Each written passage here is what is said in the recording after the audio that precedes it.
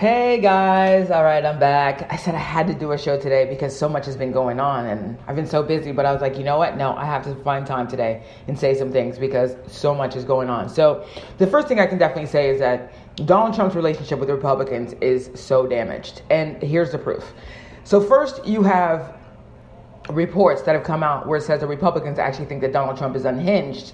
They think he's erratic, impulsive. They think he's nuts. They think he's inept. They think he's stupid. I mean, literally, they think all the things that we all think about him, they think those things too. Behind closed doors, that's what they're saying. They even have one Republican senator, but they won't post who the person's name is, that said that they're willing to look into impeachment. Okay, so that's number one. Okay, the second thing that happened is that his approval ratings are in the tank all over the country. Morning Consult did a survey of 25,000 people across all 50 states. And what they found was that from January to September, is basically the length of the survey, his approval rating, average wise, has dropped at least 19 points. Okay, 19 points. Then in every state in the country, his approval rating has dropped from where it was in January. In states like Tennessee, where he got 61% of the vote, he's down by 23 points in Tennessee. States like Michigan, Wisconsin, Pennsylvania, they're all like, nope, no thanks. Okay, he's losing support and hemorrhaging support in all those states. His disapproval rating is greater than his approval rating. Then you have all these Republican senators who are coming out now and speaking up and speaking out against him. For example, John McCain goes and he gives this impassioned speech when he gets the Liberty Award. And he basically, the entire speech was talking about the foundation of the United States of America, why the United States is so great, and how we have to continue to keep the United States great, and that we cannot buy into this myth and these theories that are coming from Donald Trump about this new America. That's not what makes America great, and that basically that Donald Trump is some fake nationalist, essentially is what he was saying. So John McCain says that Donald Trump basically goes on an interview and says, after John McCain, they ask him about what John McCain said, and Donald Trump goes on there and he says, he better be careful because I've been nice. Really, you've been nice? The guy who said that he wasn't a war hero? I mean, you're just a piece of shit anyway. Like, nobody respects you. This is a draft dodger who's sitting there talking about John McCain saying he's not a war hero. John McCain spent 5 years as a POW. I'm sorry, but until you go and fight, you little sorry coward, until you go and fight, you cannot talk about John McCain. John McCain is definitely a hero. He's a war hero. You may not like his politics, which are a lot of things he voted for and did that I didn't like. But to say he's not a war hero, it's the greatest level of disrespect. And it would come from a fraud because he's a fraud, an imposter, a guy who could never serve in the military anyway. He's too much of a coward. He'd be scared if he heard even one gunshot, okay? So, not really the kind of person that could serve in the military. But anyway, so that happened. Then Donald Trump and Mitch McConnell, they go have this charade press conference, right? We were standing there and Donald Trump is talking about how great the relationship is between him and the Republicans. It's at a great level and we're getting along so well. If you saw Mitch McConnell wasn't saying the same thing Donald Trump was saying. Now, Mitch McConnell was saying vague things, very vague, like we just want to implement the president's agenda. But he wasn't saying things like, yeah, we're getting along really well. We have a close relationship. Everything's great. Everything's fine. He didn't say any of that kind of stuff. And the reason why is because they don't want him there anymore. And now that Steve Bannon also is threatening to primary all the Republicans, they're now in survival mode. They have if they thought he was just erratic and he could just maybe hurt the brand, but he couldn't hurt them personally, they wouldn't really care and they would have probably continued to let him act like a flagrant foul. But they're not gonna, but now that he's actually starting to hurt the Republicans, it's not just the brand anymore. Now it's all the individuals that they're trying to come after, except for Ted Cruz. Now they have to fight. So Donald Trump put them in a position, one, they're not getting anything done, and Donald Trump is trying to transfer that blame onto them. He put them in a terrible position because he was out there screaming and making all these promises like a raging lunatic, all these promises that he couldn't fulfill. And then now that it's time to actually fulfill your obligations, he can't do it because he's a complete and total failure. Like I've said multiple times, he's a failure. He can't implement any of these things because he doesn't even know what the hell he's doing. I'm surprised he even knows his name.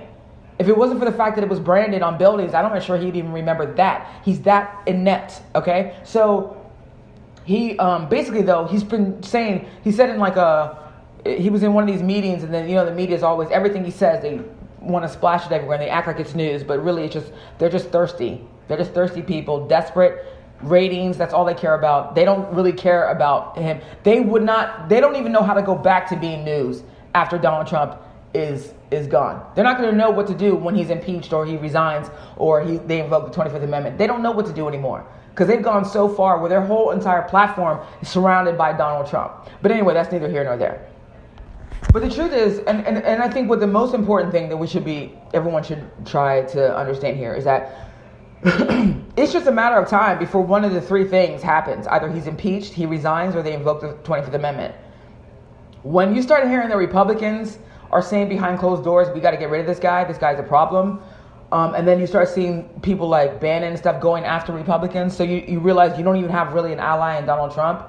And then you hear Donald Trump basically saying he's not going to really do that much. You can try to talk to Bannon to not do it, but Donald Trump is encouraging this thing to happen. So when you realize as a Republican that he's not going to save you, that he will let you die literally right out there in the street, he would drive right off if he saw you there bleeding to death, literally. That's how heartless this guy is. So all he cares about is himself. So when they started realizing that he could literally castrate their entire careers, he could just cut them off. So they're now saying things to the mainstream media. This stuff is leaking now. The Republicans are like, he's nuts. That before that wouldn't happen, but now all of a sudden this stuff is leaking. There were other things that were leaking, but not the Republicans were trying to basically get rid of him.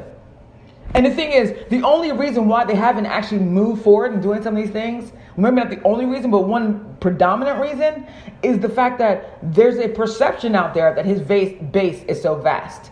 Now, I thought that the Trump regrets that I was supposed to post on Monday that they had posted, they didn't. So I'm going to post them today.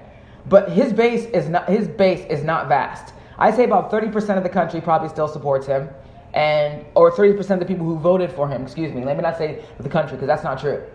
And those people who still support him are just single fans. They're diehards. They're nuts. Okay, so they're gone. So there's no point in even worrying about them anymore. They don't have the power. When you have 70% of those who voted not wanting him, and then you have the rest of the country that didn't vote, but majority of the country despises him. When you have that going on, it just doesn't make for good business. But the problem is that Republicans don't understand their base, and they never did. And that's why you were able to get an imposter like Donald Trump into the White House, because the Republicans didn't understand their base. When Republicans need to understand that their base is not happy right now. They're not happy. They think Donald Trump is a flip-flopper. Some of them, they think he's too erratic. They think that he's constantly causing trouble. They think that he's not getting anything done, that he's ineffective. There's so many things that are going on right now.